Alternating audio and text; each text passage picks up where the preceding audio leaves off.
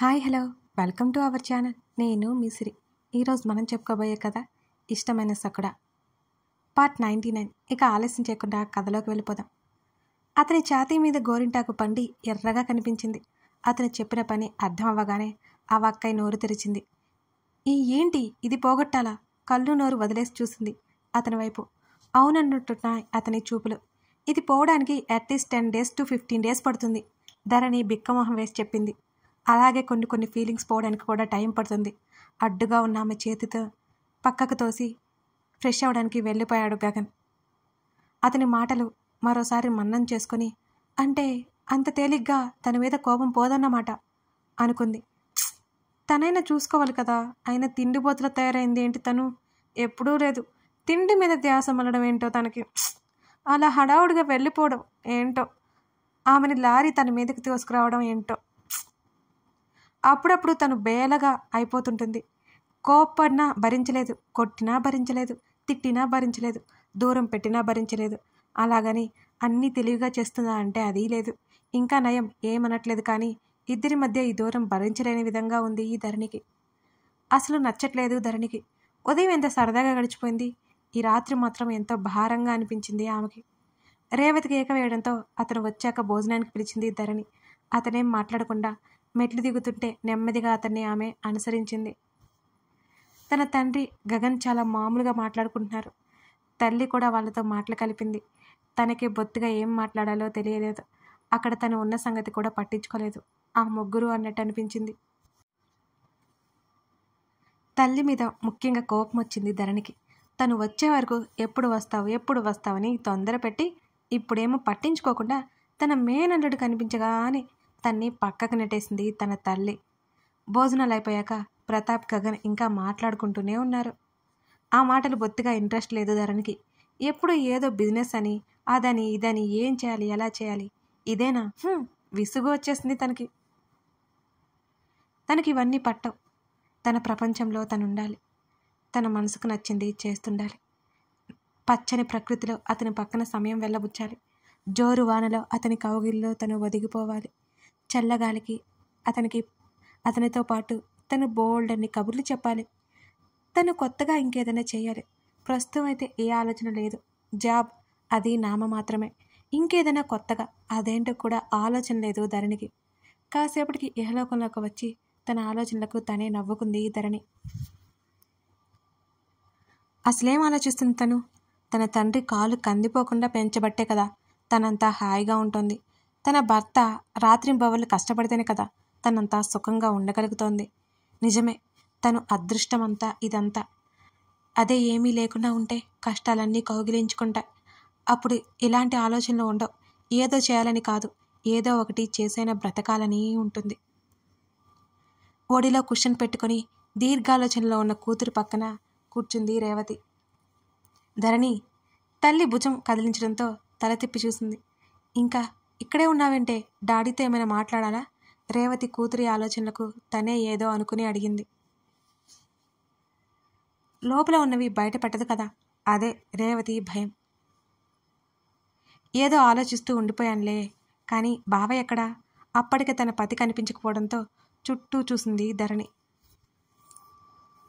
గగన్ రూమ్లోకి వెళ్ళి 15 గంట అయింది అని రేవతి అనగానే, అవునా ఆశ్చర్యంగా అడిగి లేచి వెళ్ళిపోతుంటే రేవతి పిలిచింది.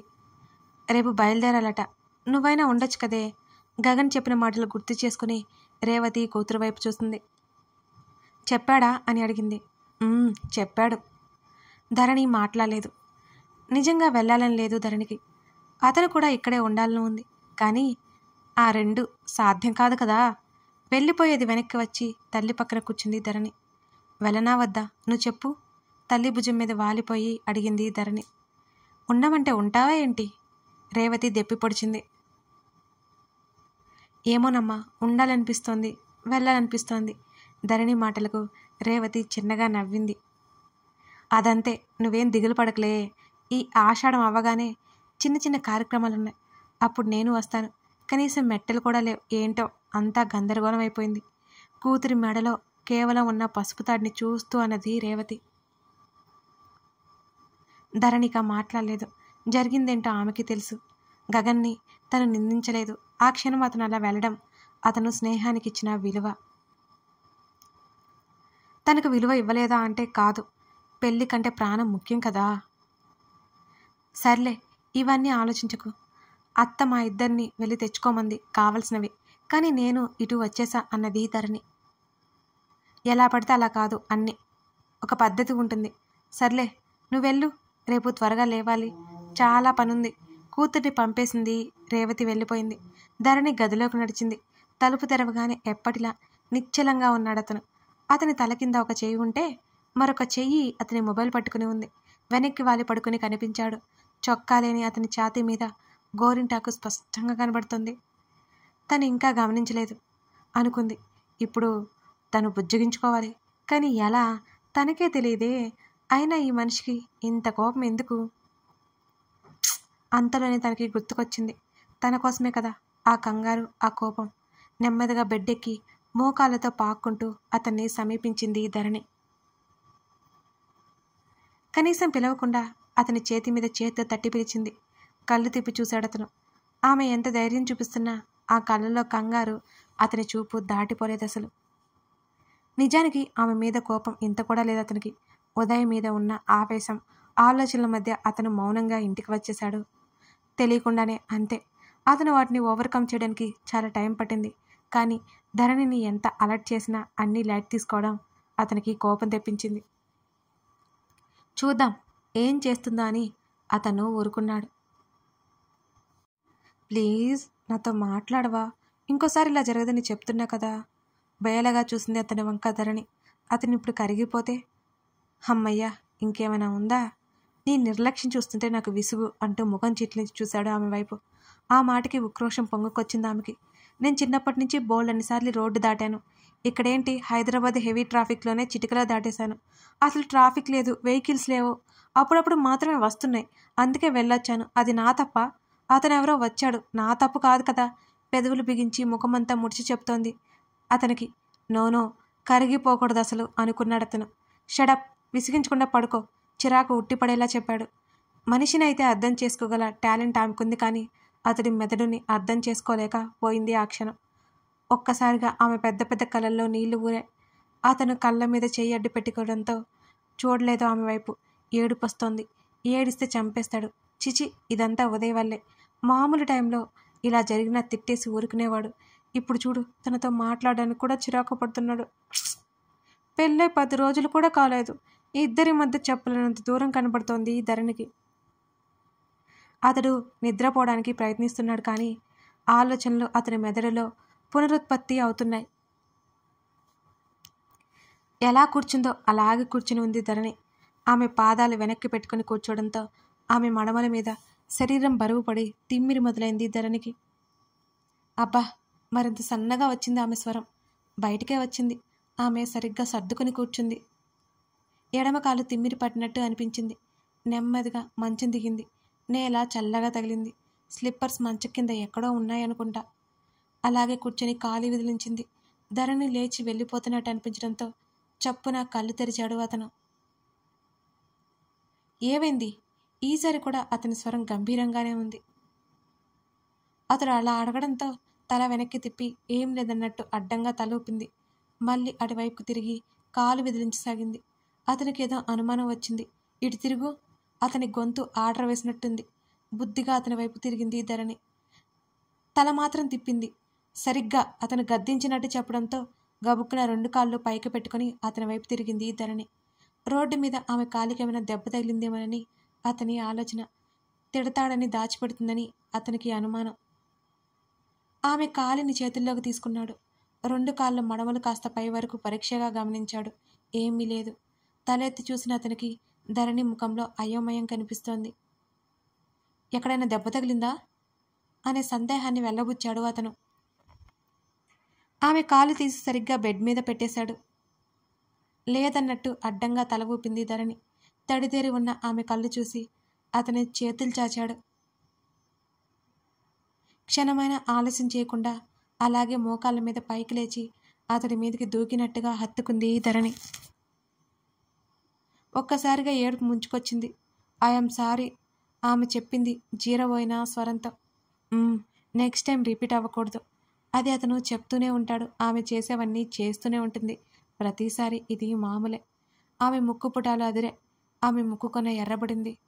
లైట్ వెలుతురులో పచ్చని ముక్కు పుడక మరింత ప్రకాశవంతంగా వెలుగుతోంది. అవ్వదు, ఆమె ఉద్వేగంగా చెప్పింది అతనితో. ఇప్పుడు ఇలాగే అంటావు, తర్వాత మామూలే. ఆమె జుట్టు సరిచేస్తూ చెప్పాడు అతను. తనేం మాట్లాడలేదు. అప్పటి వరకు లోపల ఉన్న భారమంతా ఎవరో చేత్తో తీసి పడేసినట్టు పారిపోయింది. మనసంతా హాయిగా తేలిగ్గా ఉంది అతని సమక్షంలో. ఆమెతో పాటు వెనక్కి వాలాడు అతను. అతని చేయి నెమ్మదిగా లైట్ ఆఫ్ చేసింది. ఆమెను అలాగే దగ్గరికి తీసుకుని కళ్ళు మూసుకున్నాడు. ధరణికి నిద్ర పట్టట్లేదు. నెమ్మదిగా కళ్ళెత్తి చూసింది. చీకట్లో ఏం కనిపించకపోయినా అతను కళ్ళు మూసుకున్నట్టు ఆమెకు అర్థమైంది. అతని గుండెసడి సరిగా మళ్ళా నెమ్మదిగా ఆమె చెవులను తాకుతూనే ఉంది. ఎప్పటికో నిద్రాదేవి ఒడిలోకి జారిపోయింది ఆమెకే తెలియకుండా. తన మామయ్య పరిస్థితి తెలిసి రగిలిపోయాడు ఉదయ్. గగన్ తన తల్లిదండ్రులకు కానీ పోలీసులకు కానీ ఎందుకు విషయం చెప్పట్లేదు? ఉదయ్కి అర్థం కాలేదు ఎందుకో. అమృత కోసం చెప్పలేదా? అంతలోనే ఉదయ్ మదిలో ఒక ఆలోచన మెదిలింది. అంటే గగన్ తన్ని ఖచ్చితంగా చంపేస్తాడు. అతని నుంచి తప్పించుకునే మార్గం ఏది? ఉదయ్కి అర్థం కావట్లేదు. అమృత జరిగిందంతా అతనికి చెప్పకుండా ఇంతకాలం ఉండదు కదా. అయినా ఈ కమల్ గాడికి అమృతతో పని ఏంటి? అమృతని సేవ్ చేయడానికి ఎందుకు ప్రయత్నించాడు? ఎంతకీ కమల్కి అమృతకి ఎలా తెలుసో అర్థం కాలేదు ఉదయ్కి. ముందున్న మద్యం బాటిల్ ఖాళీ చేసే పనిలో పడ్డాడు. అది పూర్తయింది. అంతలోనే ఏదో తట్టింది ఉదయ్కి. ఎస్, వికృతమైన నవ్వు అతని పెదవుల మీద మెరిసింది.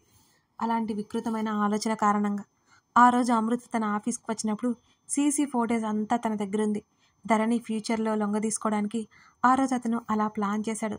మొత్తం రికార్డ్ అవ్వాలని చూశాడు. కానీ ఇప్పుడు అది ఉపయోగపడబోతున్నందుకు ఉదయ్ నవ్వుకున్నాడు.